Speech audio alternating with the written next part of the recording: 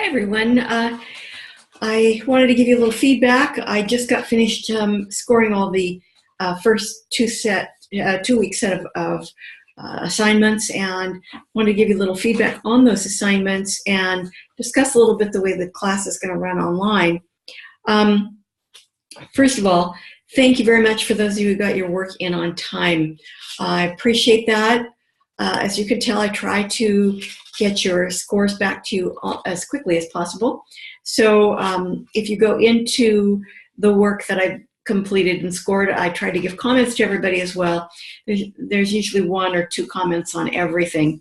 So I'm going to talk a little bit about how I scored this. I actually went through, I'll talk about the notes later. I'll talk about scoring the whole legal standards, ethics, that whole set of assignments. So there were 3 sections to it. And on the laws, I really just kind of scanned through to make sure that you had read them, because your awareness of what's legal and what you're legally held to is very important for you to know. And mainly I wanted to know that you're aware of them. The whole section on the TPEs, the teacher performance expectations, I wanted a little bit of reflection on those. You all chose some pretty interesting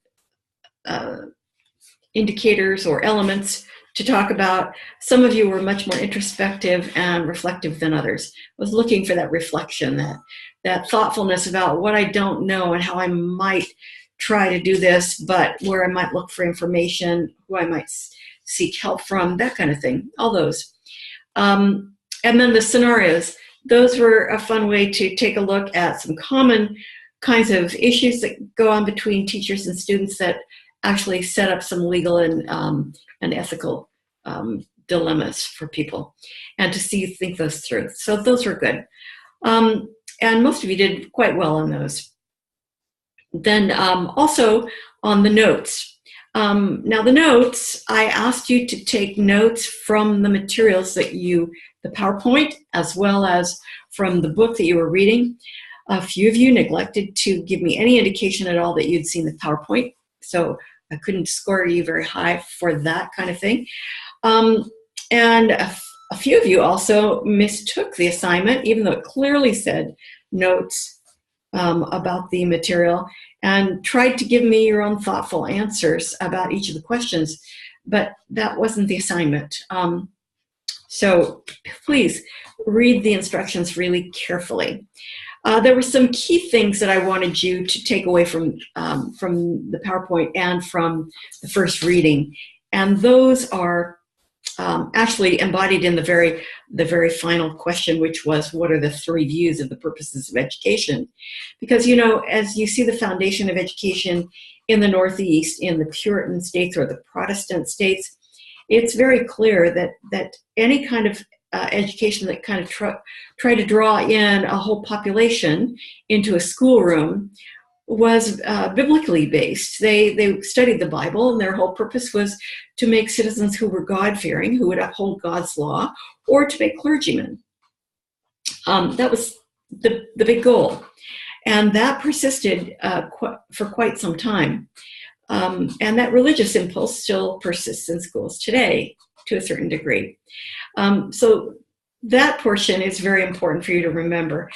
But 2 people who are very influential, who started moving us away from this, would be Catherine Beecher. And why is she important? Well, first of all, she found it very important to educate girls, and girls didn't get any education before that. But she founded seminaries and found that girls could be quite studious, they could be very good. And from that, she got the idea that girls would be natural teachers. So, excuse me. She also set up normal schools, which is a school where not only can I give students more information about what they can teach, but I can also teach them how to teach. So a normal school is the basis or foundation of the kind of program that you're in today. She's the one who founded that back in the 1830s. Oh, I'm sorry. So she's very important. She was allied, by the way, to Horace Mann, who is what we might call the father of public schooling. It's from him that we get the notion, the idea that every child has the right to an education. He's the one who said that. He's the one who promoted that idea. He's the one who also connected that idea with the idea of the betterment of society. More educated people would create a better society. And because society benefits, society should chip in and pay. Hence the idea of public funding of schools.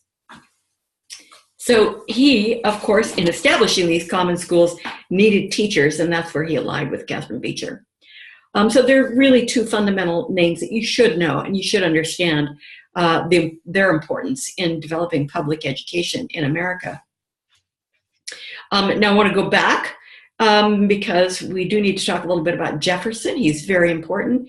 It was right in the Revolution that he proposed that all students should be educated, although it's not clear that he included women in that. He felt that everyone needed to have a civic education. In other words, they needed to understand not only how to read and write, but they needed to understand philosophy and political philosophy, because as educated people, they would be responsible for making decisions or helping to make decisions through their vote for an entire government, an entire nation. And he wasn't very successful in getting this set up. Nevertheless, some of these ideas are directly from Jefferson. At the same time, Franklin had another idea about what a school should be, a college should be, when he established his college, which was for practical purposes. If you recall, he wanted to educate people to be able to build things, create things, invent things, have businesses. He wanted to build up the country. He wanted to build the economy. And so his idea was that we had to have practical application. None of this religious stuff. No, we didn't need clergymen so much, although he was not irreligious. But he wanted people who could run a country, build a country, practical applications. And these are important. Now, in terms of equity, of course, Mann has to be mentioned in equity because of his notion that all students deserve an education. But remember that in the colonial period or the pre-colonial period and the colonial period, really up until the mid-1850s, girls hardly had any chance at education at all. Some boys did, the poor almost never, unless a church school happened to take them in. And African Americans, of course, were excluded entirely by law. And they were excluded throughout the South by law, but pretty much excluded in the North as well. The North wasn't much better in terms of its social justice attitude toward African Americans, whether slave or free. And there were many free African Americans in the North, especially after the 1830s. But nevertheless, it wasn't a whole lot better than the South.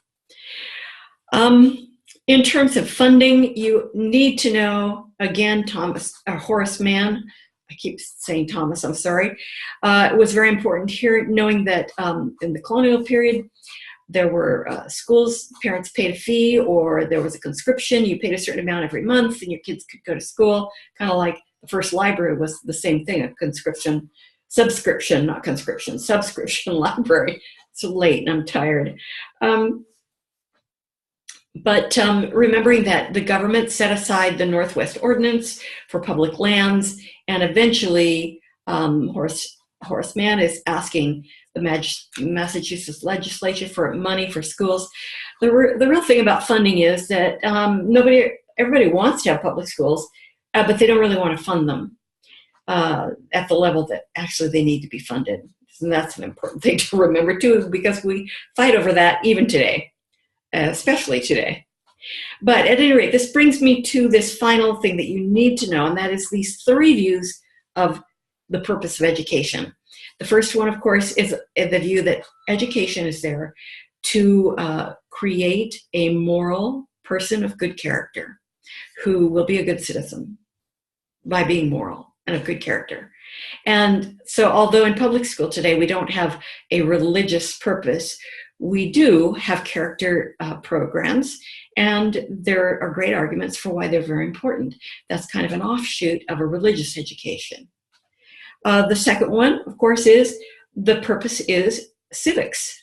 That is to make us citizens of a country in which we're responsible for our own governance. And that would be Thomas Jefferson's idea, and that would be the civic education of students.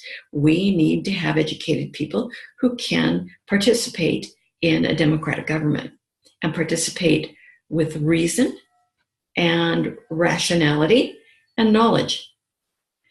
And then finally, there's Ben Franklin's idea of practical education. He wanted people who would build his economy. Today, we might call that a vocational education.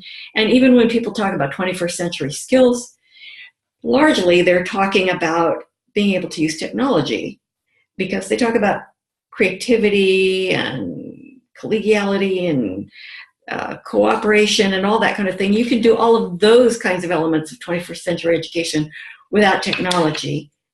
Technology just makes it all easier. But the idea that, oh, we have to practice and use technology all the time because that is going to be the vehicle for work in the future, that's an important aspect of this offshoot, again, of this idea of a vocational education. So those are the key things from the notes that I wanted you to be sure to understand. So I want to talk just a little bit about the fact that, and I'm moving into a whole other subject area now. I sent back a number of assignments from this first 2 weeks as incomplete. And that's because people posted them incomplete, and I can't score an incomplete paper. I can't give you an incomplete grade, and I can't give you a grade for partial work. So you have to complete all the work, and you have to get it in. It needs to come in by this coming weekend. I won't accept it later than Saturday morning, so let's say Saturday evening. I'm not giving you a time, but there are only a few of you who this applies to. But I can't give you better than a C because it's now quite late. And as I said at the beginning, I don't accept late work. This leads to my next topic, which is an online class is a hard class to do because you have to be self-motivated. You have to pace yourself. It's kind of a lonely thing. So if you're the kind of person who relies on group work and meeting with friends to do your assignments and doing group activities, then, an online class is not the right learning vehicle for you because you do have to do everything pretty much on your own. It's mainly reading and writing. So keep that in mind. There's so much to cover in this class. There's a lot to do. Now, remember that if you were doing a face-to-face class, not only would you be driving to and from class, but you'd be 3 hours in class because you're getting 3 credits. And then on top of that, you'd have at least 3 hours of homework a week. That's at least 6. I know my daughter had this class in a face-to-face class about 2 years ago, and she was face-to-face for 3 hours once a week. And then she had at least 3, if not 4 or 5 hours of work a week. So it was a lot. So I'm trying to keep the hours to between 7 and 9 over 2 weeks. You do need to pace yourself, but you can do this work. So anyway, I think that's it. That's all I wanted to talk to you about. I do want you to do one thing for me because this is an assignment.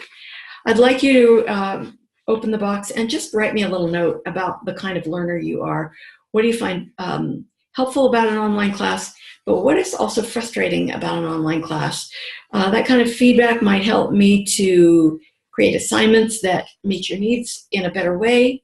I don't know for sure, but at any rate, just write me a note. What do you find frustrating about an online class, and what's the most helpful part of being in an online class? Okay, I will talk to you in another few weeks.